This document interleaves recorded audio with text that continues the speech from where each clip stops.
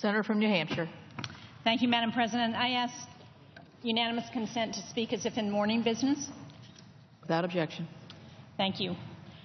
In just 10 days, authorization for the Highway Trust Fund will expire.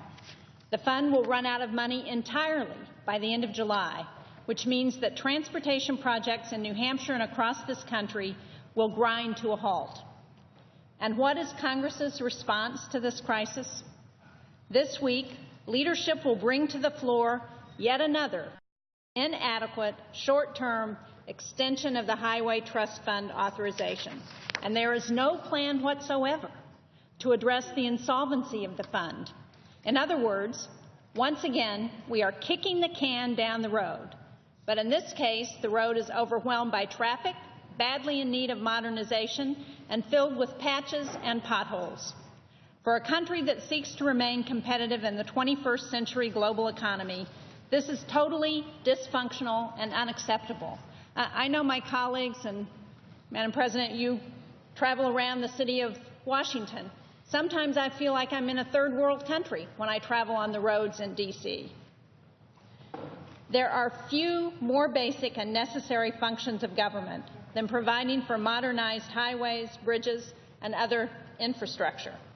Yet Congress is grossly neglecting this responsibility. China spends about 9% of their gross domestic product on infrastructure. Brazil spends about 8%. But infrastructure spending in the United States has fallen to just 2% of our GDP. That is half of what we were spending in the 1960s.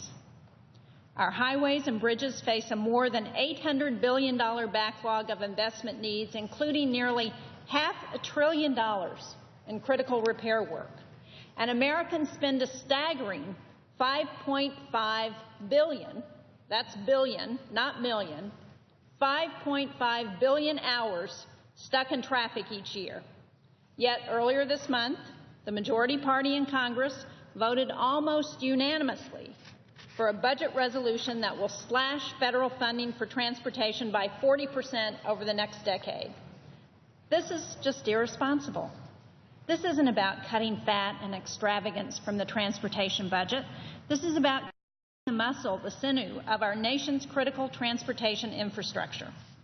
Last week, I went with the mayor and the city manager of Concord, New Hampshire's capital city, to inspect one of 3 bridges that are critical to the city of Concord.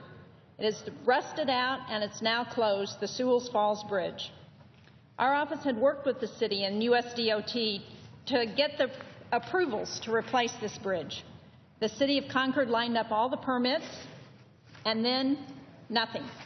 Because of uncertainty about federal funding for the project, it was stopped dead in its tracks until the city and state last week, when they realized we weren't going to act, stepped in with short-term funding in anticipation that we would finally do the right thing. Well, there are thousands of other road and bridge projects across the country that have been put in the same jeopardy and limbo because of our failure to do the job. This neglect is creating bottlenecks in our economy. It's hurting our global competitiveness. It's killing jobs, especially in the construction trades, where employment still has yet to recover from the recession. According to a Duke University study providing federal funding to meet the U.S. Department of Transportation's infrastructure requests would create nearly 2.5 million jobs. Earlier this month, I joined with a bipartisan group of 8 senators who previously served as governors. Senators King, Rounds, Kane, Hoeven, Warner, Carper, Manchin, and myself. We sent a letter to our Senate colleagues urging them to commit to fully funding national infrastructure priorities and putting a stop to the destructive, dysfunctional, short-term fixes that have become routine in recent years. You know, Madam President, you're too young to remember, but I remember being in elementary school when Eisenhower championed our great interstate highway system. That was a visionary move. I remember talking about it in class and being excited about it. The National Interstate and Defense Highways Act of 1956 ensured dedicated federal funding to build a network that today encompasses more than 46,000 miles of roadways. That system has transformed our economy and it's created countless millions of jobs. But it's now 6 decades old. Its dedicated funding mechanism, the Highway Trust Fund, is in constant shortfall, and today it's just 2 months away from becoming insolvent. So for Congress to pass yet another short-term extension is damaging and dysfunctional.